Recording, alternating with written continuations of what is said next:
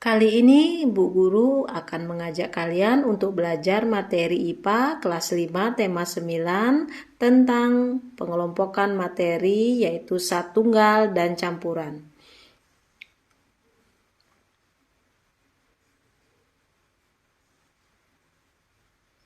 Sebelumnya, kita akan belajar terlebih dahulu tentang materi. Apa itu materi? Adalah segala sesuatu yang menempati ruang dan mempunyai massa. Oleh karena itu, semua benda di sekitar kita ini termasuk ke dalam materi. Misalnya air, batu, udara, pasir, besi, dan lain-lain. Yang biasanya berbentuk zat padat, zat cair, dan zat gas. Berdasarkan komposisi penyusunnya, materi dibedakan menjadi zat tunggal dan zat campuran. Zat tunggal adalah zat yang terdiri atas satu jenis materi. Zat tunggal dapat berupa unsur dan senyawa yang akan kita jelaskan pada slide berikutnya. Contoh zat tunggal adalah emas 24 karat atau logam mulia, perak, besi, garam, gula, dan air murni. Kemudian, campuran adalah zat yang terdiri atas beberapa jenis materi atau zat tunggal dan sifat asalnya masih tampak campuran. Campuran dibedakan menjadi campuran homogen dan heterogen yang juga akan dijelaskan pada slide berikutnya. Contoh campuran adalah air teh manis, air kopi, udara, dan logam kuningan. Berikut ini adalah bentuk-bentuk dari zat tunggal atau zat murni, yaitu yang pertama unsur yaitu zat kimia yang tidak dapat dibagi lagi menjadi zat yang lebih sederhana. Ada dua jenis unsur, yaitu logam dan non-logam. Untuk non-logam, contohnya adalah perak, besi, emas, dan platina. Kemudian untuk unsur non-logam adalah hidrogen, oksigen, nitrogen, dan karbon. Bentuk zat tunggal yang kedua yaitu senyawa. Senyawa adalah zat tunggal yang terdiri dari beberapa unsur. Contohnya adalah air yang terdiri atas unsur oksigen dan hidrogen. Kemudian garam, gula, cuka, soda kue, vitamin C. Juga ada yang lain yaitu karbon dioksida yang terdiri atas unsur karbon dan oksigen. Secara pengertian, senyawa hampir sama dengan campuran. Yang membedakannya adalah pada sifatnya.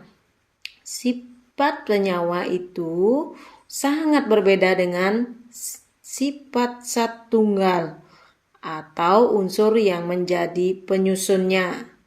Contohnya, di sini air tersusun dari oksigen dan hidrogen. Oksigen dan hidrogen adalah zat gas, sedangkan air adalah zat cair. Tentu saja sangat berbeda ya penyusunnya.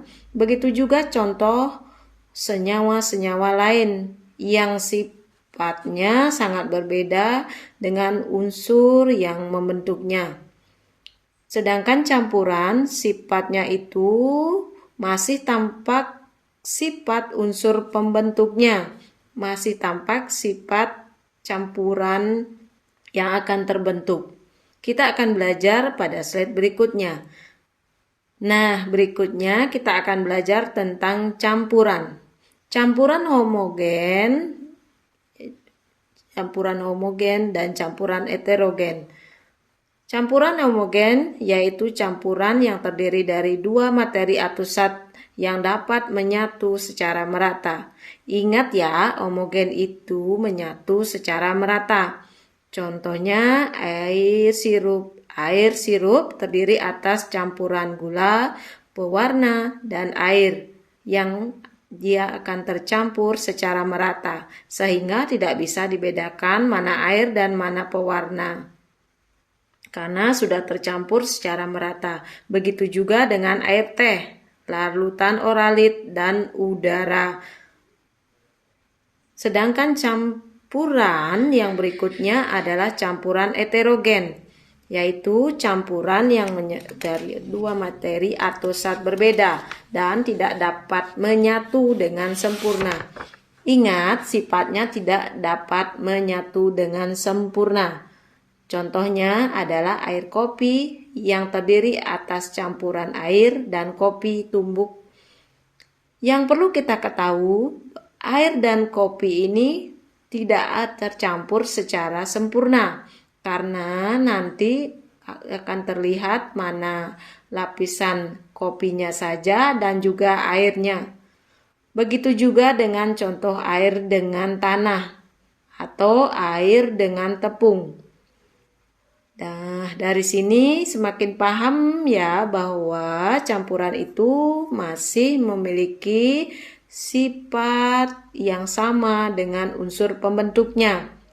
Contohnya, sirup terdiri atas gula, pewarna, dan air. Gula bersifat manis, air sirup juga rasanya manis kan?